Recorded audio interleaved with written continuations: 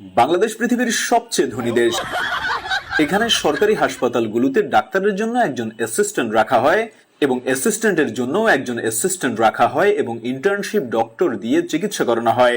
এখানে স্কুল এবং কলেজগুলোতে ক্লাস টিচারের কাছে প্রাইভেট না পড়লে আপনার জীবন তেজপাতা বানিয়ে দেওয়া হবে। এখানে পয়সা ধার নিয়ে ভুলে যাওয়া এটা সবার অন্যতম একটি গুণ। আপনার কাছ থেকেও যদি কেউ পয়সা ধার নিয়ে থাকে তাহলে ভুলে যান আপনি তার কাছ থেকে টাকা পান। এখানে ছেলে মেয়ে একজন আরেকজনকে জানু মানু সোনা জান এসব বলে তাদের যৌবন শেষ করে দেয় আর বিয়ে করে 40 বছর বয়স হলে। এখানে দুজন গরিব মিলে আরো 5 থেকে 7 জন গরিবের জন্ম দেয়। এখানে কেউ একবার পয়সাওয়ালা হলে সুইজারল্যান্ডে ব্যাংক অ্যাকাউন্ট খুলে এবং অবৈধভাবে দেশের টাকা নিয়ে সেখানে জমা রাখে। চিকিৎসা করতে থাইল্যান্ড ও সিঙ্গাপুরে পাড়ি জমায়, শপিং করে থাইল্যান্ড ও দুবাই থেকে, পড়াশোনা করতে ইউরোপ আমেরিকা এবং কানাডার মতো দেশগুলোতে পাড়ি জমায়, আর ঘুরতে আমেরিকা কানাডা অস্ট্রেলিয়ার মতো দেশগুলোতে যায়। আর যখন মৃত্যু ঘনিয়ে আসে তখন বাংলাদেশের কথা মনে পড়ে এবং বাংলাদেশে ফেরত আসে। এখানে সস্তায় বুর্জ খলিফা থেকে শুরু করে আইফেল টাওয়ারও পাওয়া যায়। এখানে সবাই ভাইরাল হতে চায়, সেটা মানুষকে মেরে হোক বা উদ্ভট কোনো কর্মকাণ্ড করে হোক। এখানে কারো বিপদে কেউ এগিয়ে আসে না। এখানে কেউ বিপদে পড়লে বা অ্যাক্সিডেন্ট করলে সবাই দূর থেকে চেয়ে চেয়ে দেখে এবং সেগুলো ভিডিও করে সোশ্যাল মিডিয়ায় ছেড়ে দেয়। এখানে নিজের সমালোচনা বাদ দিয়ে অন্যের সমালোচনায় সবাই সারাদিন ব্যস্ত থাকে। এখানে শ্রমের যথাযথ মূল্য পাওয়া যায় না। এখানে শিক্ষিত মানুষ সম্মান পায় না। এখানে টাকা দিয়ে অসাধ্যকে সাধন করা যায় খুব সহজেই। এখানে মানুষ এক একজন নিজেকে ঈশ্বরচন্দ্র বিদ্যাসাগর মনে করে। এখানে ভিক্ষুকদের ভিক্ষাবৃত্তির আড়ালে রমরমা ব্যবসা চলে। এখানে সবাই বড় হতে চায়, কেউ মানুষ হতে চায় না। এখানে মানুষের কথায় নেই সহানুভূতির গন্ধ। এখানে সবাই লোভী আর খাই খাই স্বভাবের মানুষের বসবাস। এখানে মানুষ সারাদিন আপনাকে কিভাবে ঠকাবে সেটা নিয়ে ব্যস্ত থাকে। এখানকার মানুষ সারাদিন ভিনদেশী সংস্কৃতি নিয়ে ব্যস্ত থাকে, ভুলে যায় দেশের স্বাধীনতা দিবস, ভাষা দিবস, ভুলে যায় ঈদে মিলাদুন্নবী, শবে মেরাজ, শবে কদর, তবে ঠিকই মনে থাকে ভালোবাসা দিবস, পহেলা বৈশাখ, হোলি দিবস, সবকিছু। এখানে রাতারাতি সবাই ধনী হতে চায়। এবার আসি আমাদের কিছু গুরুত্বপূর্ণ আবিষ্কার নিয়ে। আমিষের ঘাটতি মেটাতে সস্তায় দুধ খাবেন, দুধে ফরমালিন মেশানো হচ্ছে। গরু থেকে বেশি বেশি দুধ পেতে পিটুইটারি গ্ল্যান্ড ইনজেকশন দেওয়া হচ্ছে।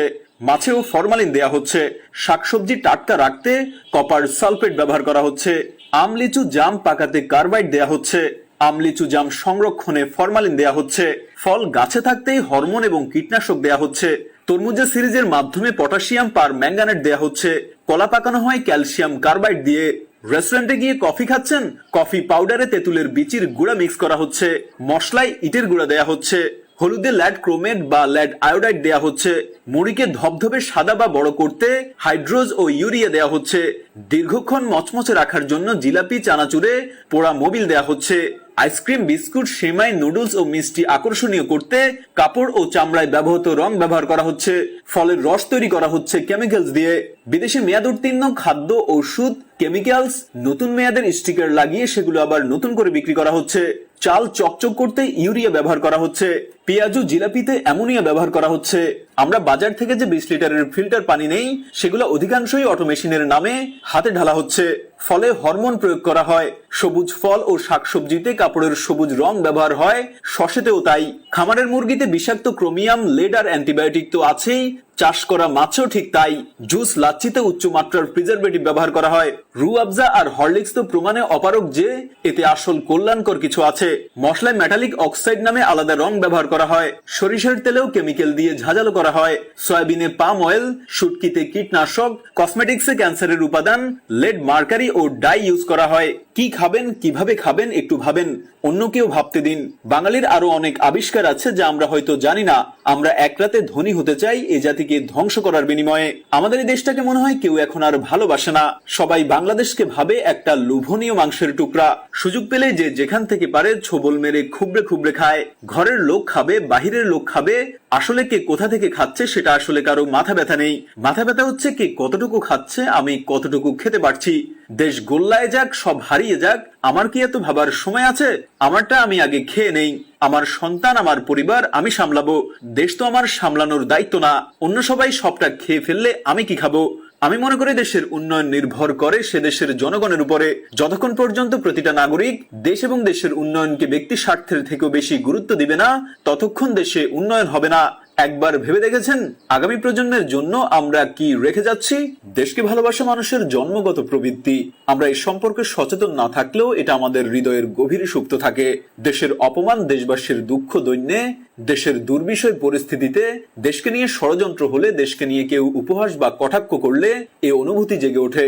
সারা পৃথিবীর মায়া, মমতা, স্নেহ সব একত্রিত করলেও যেমন মায়ের অকৃত্রিম স্নেহের সঙ্গে তুলনা করা যায় না, তেমনি সারা পৃথিবীর ঐশ্বর্য, বৈভব ও সৌন্দর্যের সঙ্গে নিজ দেশের কোনো তুলনা হতে পারে না। আমাদের নবী হযরত মুহাম্মদ সাল্লাল্লাহু আলাইহি সাল্লাম বলেছেন, দেশপ্রেম ঈমানেরই অঙ্গ। দেশপ্রেমের মন্ত্রে উজ্জীবিত হয়েই মানুষ তার আপন জীবনকে বিলিয়ে দিতে পারে, মহৎ প্রেরণায় উদ্বুদ্ধ এবং আলিঙ্গন করতে পারে মৃত্যুকে।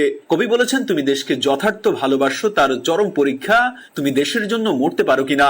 কোথায় যেন পড়েছিলাম, দেশপ্রেম বাইরের কোনো প্রদর্শনীর বস্তু নয়, দেশপ্রেম মানুষের অন্তরে স্থিত ভক্তি শ্রদ্ধায় গড়া। কবিতার কাব্যে, দেশকর্মী তার সমাজ সেবায়, গায়ক তার গানে, শিল্পী তার ছবিতে, বৈজ্ঞানিক তার বিজ্ঞান চর্চায়, শিক্ষক তার একনিষ্ঠ শিক্ষকতায় দেশপ্রেমের পরিচয় প্রদান করতে পারেন। মনীষী ওয়ালেস রাইস বলেছেন, বুদ্ধিজীবীর কাছে তার দেশ ও সেবিকার কাছে তার রোগীর একই ভূমিকা হওয়া উচিত। জাস্ট জার্নালের আমাদের আজকের ভিডিও দেশ এবং দেশের মানুষকে নিয়ে উপহাস এবং আত্মসমালোচনা কেন্দ্রিক হলেও আমরা দেশকে ভালোবাসি এবং আমরা চাই আপনারাও নিজ নিজ জায়গা থেকে দেশকে ভালোবাসুন, দেশের উন্নয়নে কাজ করুন।